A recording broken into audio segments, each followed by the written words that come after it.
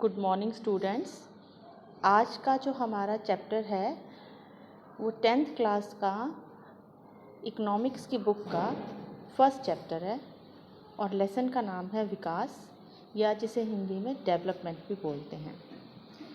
तो विकास की परिभाषा हर एक व्यक्ति के लिए, हर एक संसार में जितने भी प्राणी हैं उन सब के लिए अलग अलग हो सकती है।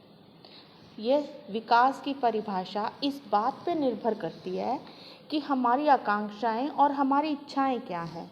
किसी व्यक्ति के लिए फिल्म स्टार बनना ही विकास है और किसी व्यक्ति के लिए 2 वक्त की रोटी खाना ही विकास है।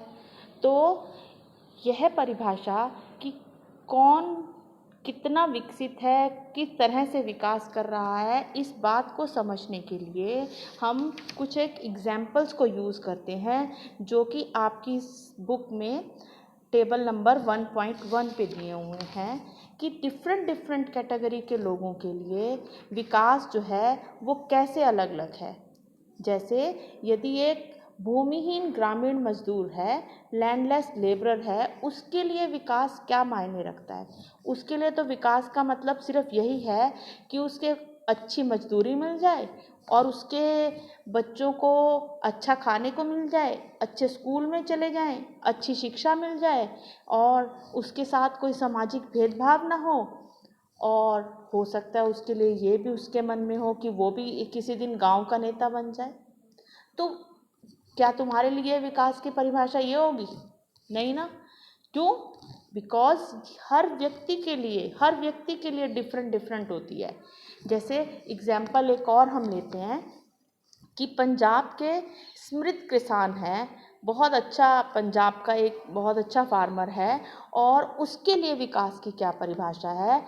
वो क्या अपने आप को कैसे ज़्यादा डेवलप समझेगा कि उसको जो उस खेती कर रहा है, किसान है, तो उसके लिए सपोर्ट मूल्य जो है या समर्थन मूल्य जो है वो बहुत अच्छा मिल जाए उसकी फसल का है। और पंजाब में है तो अच्छा खान पान हो, उसके बच्चे जो हैं बाहर विदेश में जाकर सेटल हो जाएं, ये उसके लिए विकास की परिभाषा है। तो मैं इसके नेक्स्ट एग्जाम्पल में शहर के एक अमीर परिवार की लड़की की क्या विकास की परिभाषा हो सकती है। उसके लिए तो यही होगी कि वह बहुत अच्छे परिवार में रहती है, बहुत अमीर है, लेकिन हो सकता है उसके पेरेंट्स उसको ज़्यादा बाहर ना निकलने देते हो, उसके भाई की तरह उसको रात को घूमने फिरने की आज़ादी ना हो, रात को नाइट क्लब्स में ना जा सके। तो उसके लिए तो विकास की परिभाषा ये है कि उसके पेरेंट्स उसे भी फॉरेन में पढ़ने भेजें, अपने भाई की तरह वो भी विदेश में पढ़ने जाए और रात को घूमने निकले। हो सकता है उसके लिए ये विकास की परिभाषा हो। तो हर एक व्यक्ति के लिए बेटे अलग अलग होती है विकास की परिभाषा। तो मैं बताती हूँ, शहरी व्यक्तियों के लिए अलग हो सकती है, आदिवासी व्यक्तियों के लिए घर अलग हो सकती है। जैसे शहरी व्यक्तियों के लिए मैंने बताया अभी कि एक लड़की है, वो चाहती है कि उसे भी इक्वल समानता का दर्जा मिले। उसका भाई, जैसे वो घर का कामकाज करती है तो उसका भाई भी उसके घर के कामकाज में हाथ बटाए। हो सकता है ये उसके लिए, लड़की के लिए परिभाषा है विकास की, परंतु ये उसके भाई को पसंद ना आए। जरूरी नहीं है कि एक व्यक्ति जो विकास की परिभाषा दे रहा है अपने पॉइंट ऑफ व्यू से वो सबके लिए वही वाली विकास की परिभाषा काम करे। जैसे एक बहुत बड़ा उद्योगपति है, बहुत बड़ा बिजनेसमैन है, उसको अपने बिजनेस के लिए बहुत पानी की ज़रूरत है। उसने कहीं खेत गांव में जाकर अपना एक बहुत बड़ा सा प्लांट लगाया हुआ है और तो वो चाहता है कि नदी के ऊपर बड़े बड़े बांध बन जाएं और उन बांध से उनको बिजली मिले और उन बिजली से उसकी फैक्ट्री चले।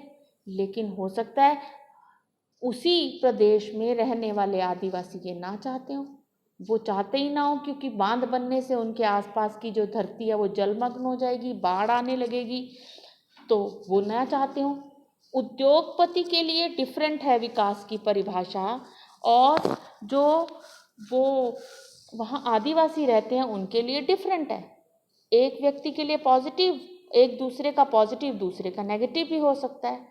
तो हमें ये देखना है कि लोगों के विकास के लक्ष्य भिन्न हो सकते हैं। एक के लिए विकास है तो वह दूसरे के लिए विकास ना हो, यहाँ तक कि वह दूसरे के लिए विनाशकारी भी हो सकता है। ये मैंने अपनी एग्जाम्पल से स्पष्ट किया है। अब हम एक और वो देखते हैं कि आय, इनकम, जो सोर्स ऑफ इनकम है उसको कुछ लोग आय का उसको कुछ लोग मानकर चलते हैं कि वो ही एक लक्ष्य है या एक वो ही सोर्स ऑफ इनकम, या इनकम का जो वो है, हमारे पास इनकम कितनी आ रही है वो अगर बहुत अच्छी है तो हमारा विकास हो रहा है। हमें अपनी हम जो मजदूरी कर रहे हैं उससे बहुत अच्छी इनकम मिल रही है तो हमारे लिए वो विकास हो सकता है। ठीक है, तो परंतु दूसरे के लिए क्या हो सकता है, विकास डिफरेंट है। आय ना होकर उसके लिए बराबरी का दर्जा मिल जाए उसे समाज में, उसको लड़की है तो वो चाहती है कि उसे स्वतंत्रता मिल जाए, सुरक्षा मिल जाए, दूसरों से आदर मिले। तो हर डिफरेंट डिफरेंट, जरूरी नहीं है, माना कि इनकम भी मेन पॉइंट है एक विकास का, लेकिन जरूरी नहीं है, सबके लिए डिफरेंट डिफरेंट अलग अलग तरीके के मापक हो सकते हैं विकास के लिए। ठीक है,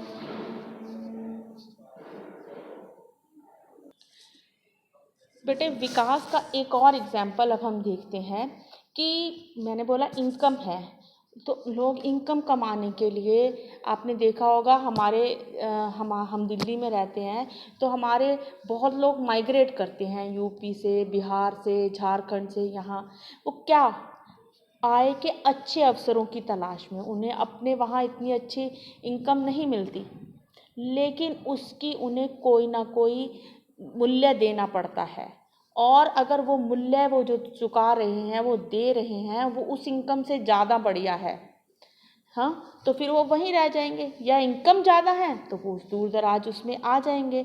दूर यदि इसके लिए आप ये एक एग्जाम्पल देखो, ये जो राइट में लिखा हुआ है, जैसे कि परिवार के लिए सुविधाएं उपलब्ध होंगी, काम करने का वातावरण कैसा होगा, ये सब चीज़ें हम देखते हैं कि उपलब्ध होंगी। दूसरी नौकरी में आपको वेतन कम, बेशक आपको वेतन ज़्यादा मिल रहा है, शहर में आकर आपको वेतन ज़्यादा मिल रहा है, लेकिन हो सकता है आपको गांव वाली सुविधा ना मिले, आपको स्वच्छ वातावरण ना मिले, यहाँ ज़्यादा पोल्यूशन है, वहाँ कम पोल्यूशन है, और यहाँ भेदभाव ज़्यादा है, गांव में ना हो, तो कुछ भी अगर आप कंपैरिजन करते हैं तो आप कई बार ज़्यादा इनकम को भी छोड़ देते हैं।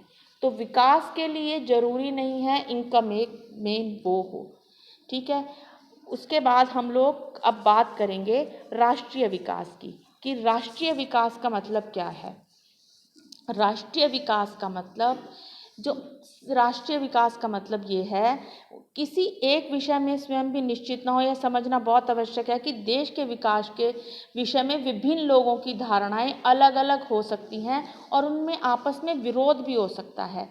कोई कहता है कि अच्छी इनकम मिल जाए तभी देश का विकास है, कोई कहता है हमें आज़ादी मिल जाए, हमें अपने विचारों रखने की विचार प्रकट करने की बिल्कुल बराबरी हो, स्वतंत्रता हो, वही विकास है।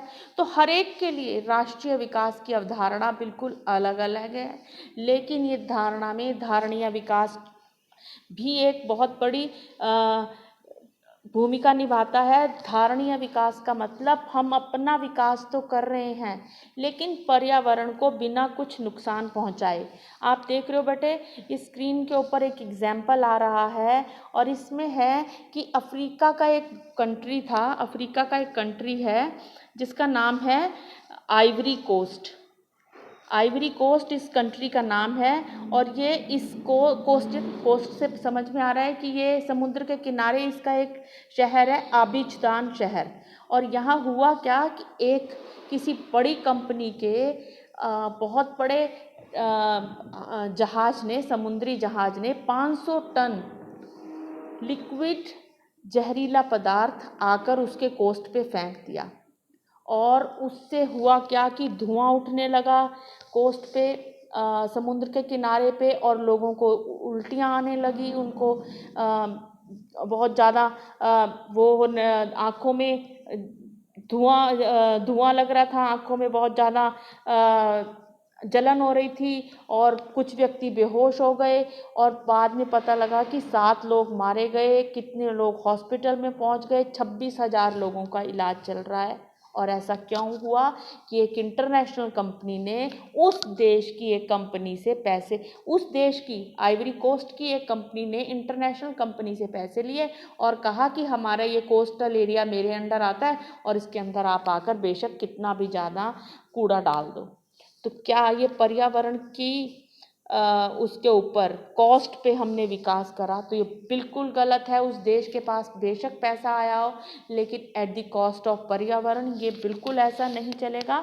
तो हमें विकास जो है वो धारणीय विकास करना है, ना कि किसी पर्यावरण को नुकसान कराते हुए हमें विकास की ओर सोचना है।